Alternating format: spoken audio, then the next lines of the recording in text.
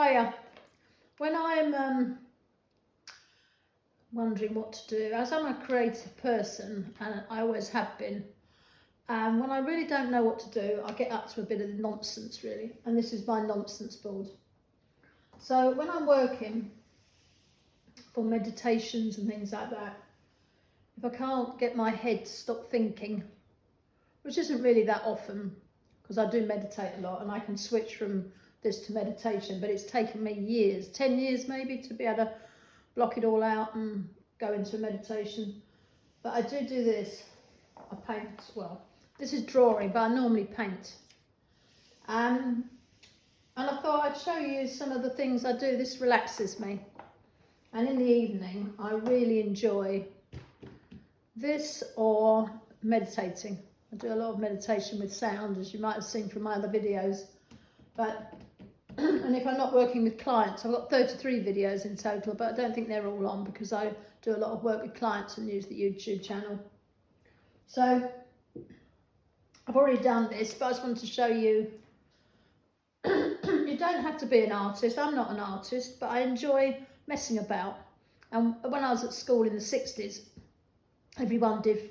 Well, funny fact, when I was in school in the 60s, the common thing to do was to just get circles. You did circles like that.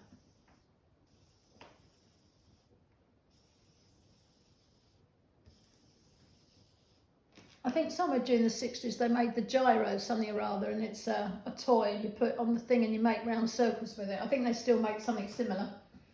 But when school you had to make round circles like this.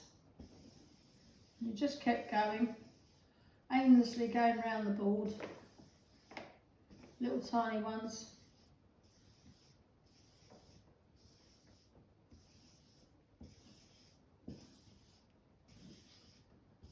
No art needed, fortunately. Just had to be able to do a circle. And then what we did, we coloured pencils, but I've only got black, so with whatever, and then you just coloured in something, a section of it. And over time, as I'd have started when I was 5, I would have got really neat at this. And what's interesting with art is it teaches you lots of things. So when I was at school, we used to cut strips out to a ruler. So you draw around your ruler on a page all the way down and then cut them out. And so we knew that it was a 12-inch ruler with 1 inch and 12 inches. So you soon start, and then they say do 6 inches with 2 inches. And everyone would measure out, and that would be art. But what we didn't know at 5 and 6 years old is we were learning maths. We were already learning maths because it was incorporated into something to do with crafts. And then we'd make long strips and make baskets. So for Easter, we all had a basket, and then we were all told to bring eggs in and various things. But we were taught how to measure and make paper boxes. So you never bought any boxes. We made everything at school, papier-mâché and things like that, so we could make boxes that were harder. And you made them and you used them. It was really, well, it was normal for me. I grew up in that world, so it was normal for me, but it seems very unnormal now when we go and get packaging. But when I was younger, you were taught how to make boxes.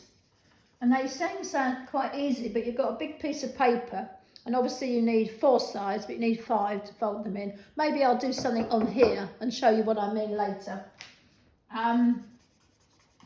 If I forget about it, remind me, not tonight, but another night. So before you know it, at school, in your first couple of years, apart from your ABC, you're starting learning your 2 times table, your 3 times table, and you're using it constantly to make things.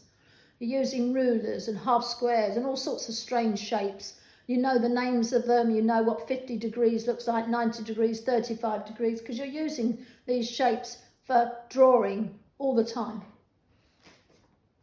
And before you know it, you know these things. Algorithms were popular at school because that's how maths was done. It wasn't looked at, I mean, this was taught in primary school, it wasn't looked at as being a difficulty. Everything was done that way. you know, I don't know, there's lots of things obviously changed over time.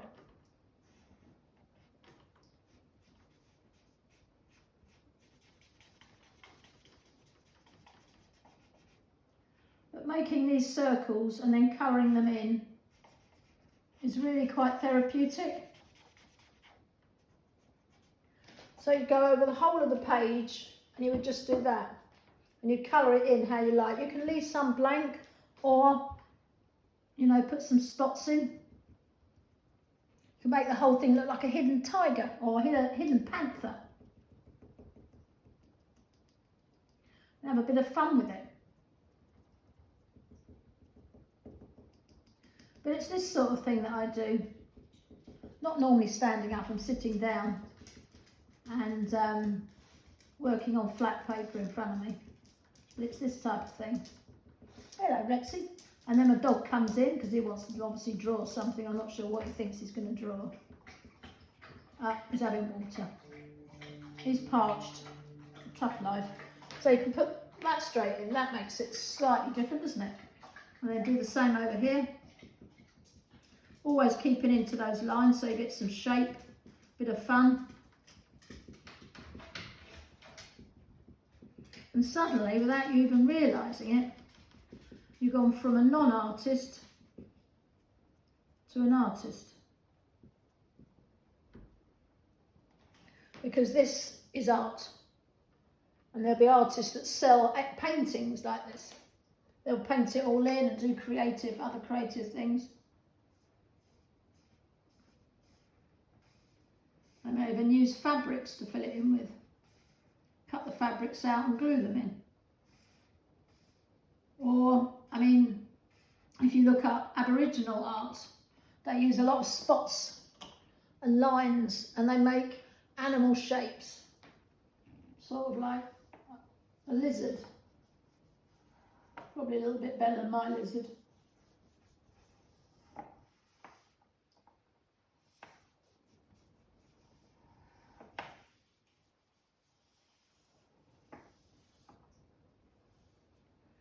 And then they would have dotted that in different colours.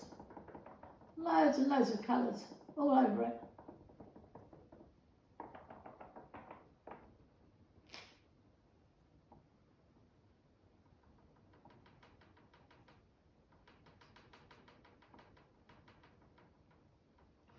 So you could do a very simple shape, just like that. And then add bits to it, however you want that to be. You're going to have nice round eyes.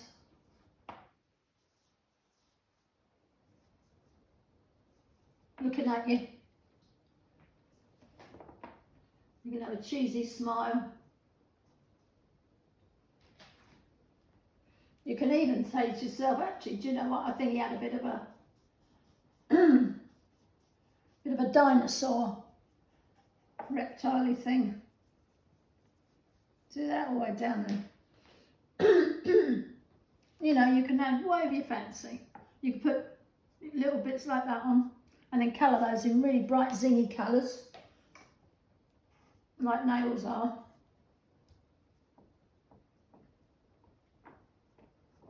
The beauty of art is it's like escapism. Unless you really want to paint something that's identical to what it's going to be. I'm no good at that. I've tried. Useless. Absolutely. It's not my thing. This is more me. Just having a bit of fun, a bit of go. So you can do that. Once you start doing anything, you know, you'll start thinking, oh, I think I might do that there. Oh, I might get a bit of fabric and cut it out and see if I can stick it in. Or a newspaper cutting, stick that in somewhere. And then paint over the top of it, but leave some of the words in that you like. And before you know it, you've got art. So if you think you weren't good at art, now you are. It's another tool, isn't it? Another little thing that you can do, but I do it really because it's a fantastic medium for relaxing. Well, I find it very therapeutic, it's fun, Sometimes I've astounded myself in things that I've painted and thought, how did I do that? How did I paint whatever it is? Butterflies, all sorts of beautiful things. And then I've used them as presents and given away my original work and kept a few, kept the images back and made cards to send to people and then used my original work as presents. So before you know it, you've got an arsenal of all sorts of different things where you can give away your beautiful paintings if you want to, or have them turned into, what do they call them? Prints, and use the prints for birthday presents or Christmas presents. I mean, there's just so many things. And what's beautiful is you designed it, you made it.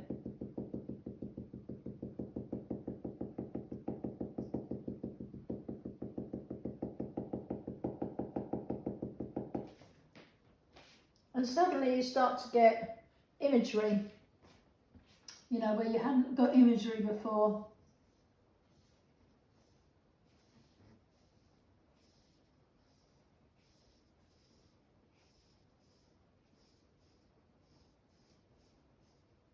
It's just fun, really good fun. Again, you can put spots in that.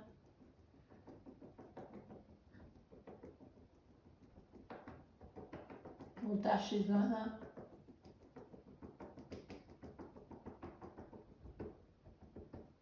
And it doesn't worry if you think, oh, I made a mistake there. Who's going to know?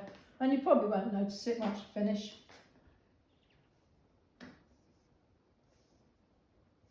No lines in it. If you want them to be perfect, get yourself a ruler. Personally, I like freeform, but I know lots of people don't. They like it all to be perfect. The one thing I've learnt being a healer and helping people, I realise that nothing's perfect. Nothing we think is perfect, because if we make it perfect, it doesn't look right. But when you make things slightly off, so if you have one side, oh my God, that is great, and the other side wasn't, that would be perfect in nature. Nature doesn't make anything equally perfect. There is a certain balance to it, but it's never perfect. And that's nature, and it's got far greater intelligence than us. So I think if nature doesn't do it, I'm certainly not going to try. Nature's had billions of years of trying to get something perfect, should it wish to. And if it hasn't, there must be a reason why. So that's why I haven't bothered with that lark. I used to torment myself and go mad. Why can't I get that just right? Well, blow that lark, I haven't got long enough to live. So hopefully you can sort of see some mad style coming in.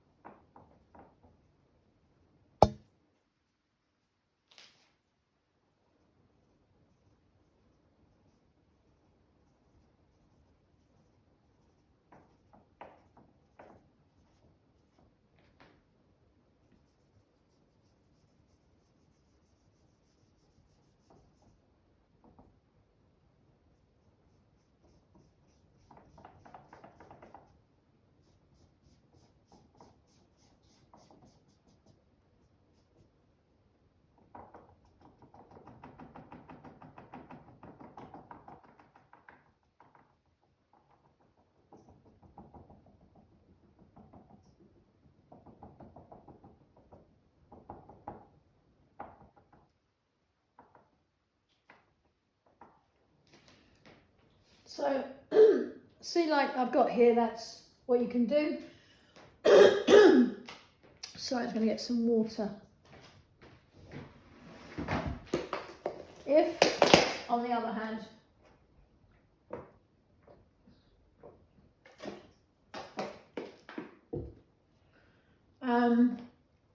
you wanted to do something like, on the previous page, a leaf,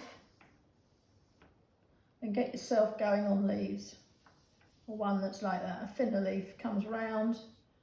You can end a leaf there like that, and then from there you can turn another piece round and bring it like that. And then when you colour that in,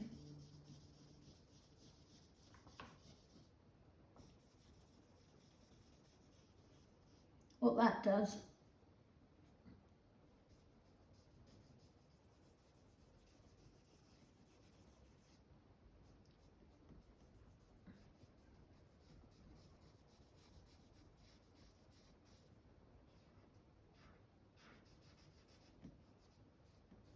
it means the leaf's gone over and it's curling back round. Yeah, so you're curling it back round on yourself. So around, put it over, end it. So it looks like it's ended. Come back on itself about the same width and curl it round. Just bring that then round like that. And that's your curled round leaf. There probably are better techniques than that, but that's how I do mine. And then it gives the impression that the leaf's curling over on itself. Also, you can do it with anything. A wing on a bird or something like that is flying. Have it like that. So, and leaves tend to have a middle part that goes up and then they're fed off.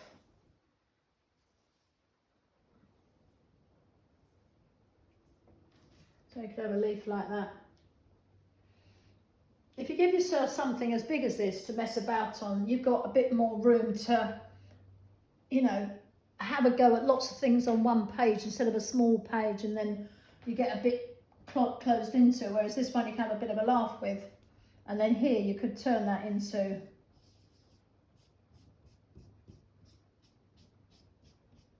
depends how mad you're feeling, really.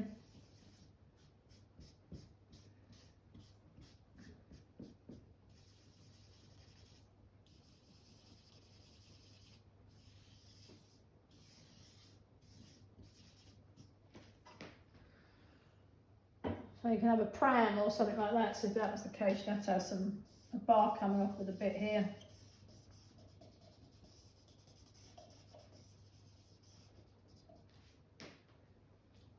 And that can be a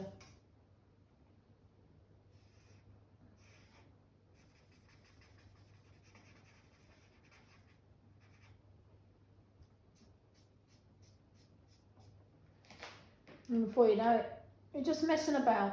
Just add, do, have a bit of fun, use it as an expression, see where your mind takes you on something, and laugh about it.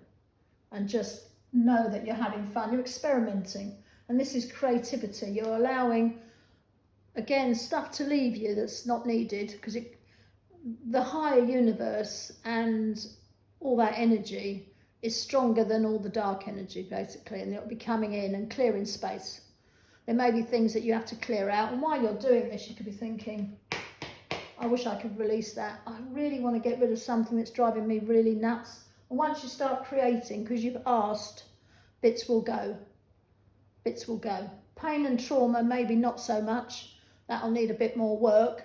But general bits that you don't need, that'll definitely go. Because you'll start filling up your mind with other things. And once you're filling up that mind with other things and your body's starting to see that you can do other things, it can start pushing you into different directions. You might think, actually, I'm quite good at this, lark. I'll go and get myself some pens, and I might even I might go to some art classes. And suddenly you've got something to do. You're mixing with other people. You might enjoy it, might start exhibiting your work.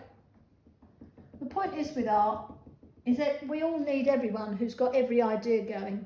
Abstract art, the fantastic art, Andy Warhol's art. You might want Van Gogh, obviously I'm going to name some, Constable, all sorts of amazing artists out there, young, old, ancient even, working with mosaics, and also there's so much way of expressing yourself. It's fantastic. Art allows that to happen because it's a very creative medium where anything goes. And suddenly you might just find you've got an outlet for everything. You don't need to get anything fancy for it. A biro or a pencil, a ruler, a rubber, so you could always change it, maybe a couple of coloured pens, but a lot of people work completely in black and white. They don't use any colour whatsoever with their workmanship. Animal drawings, the best artists for that really use different colour pens. Look them up on YouTube. Lifelike animal people, there are a phenomenal amount out there. Absolutely. I follow a guy called Richard. He's based in the UK, does elephants, draws elephants. Amazing. Can't know what his surname is now. I follow him. So yeah, I hope this has given you a little idea into another side of what I get up to when I'm not doing my other work. And this is just something I enjoy doing. I have sold my cards before and my art, but I'm really, a healer, but I have done it and I love this. So if anyone wants to follow along, you find that you liked this. That one I did earlier. That's lavender.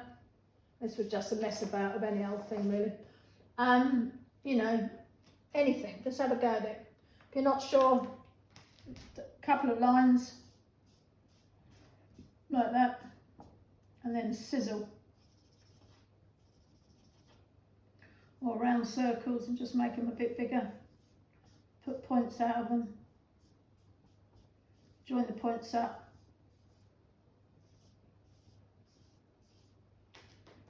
Go again. These are worth, if you ever get any fabric and cut out, if you get fabric, cut loops out like that. And then stick them on a piece of paper like this.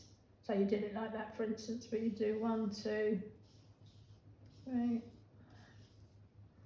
And then you can draw in the centre, but you'd start off with your fabric. And then you can get acrylic paint, normal household acrylic paint, and paint onto the fabric.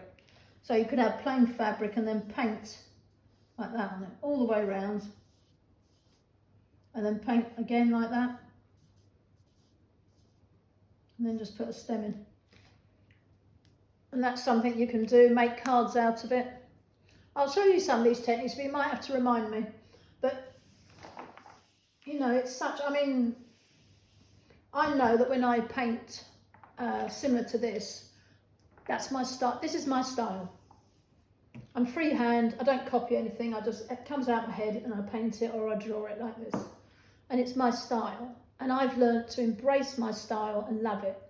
There's no point going, I can't paint. I'm not a realistic artist, that's definite, but I am an artist of some description. This is my art and it's me. The same as everyone is. Everyone is a something. None of us are a nothing.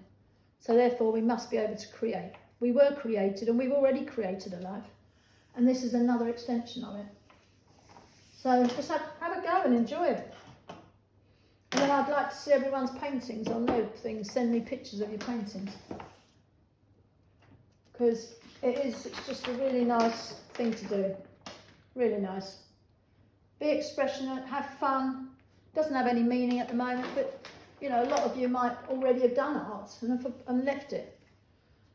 But go back to it. It's a really therapeutic way to clear the mind and get to the bottom of equations and problems, and just doing this frees it up and you'll be freeing them and thinking, yes.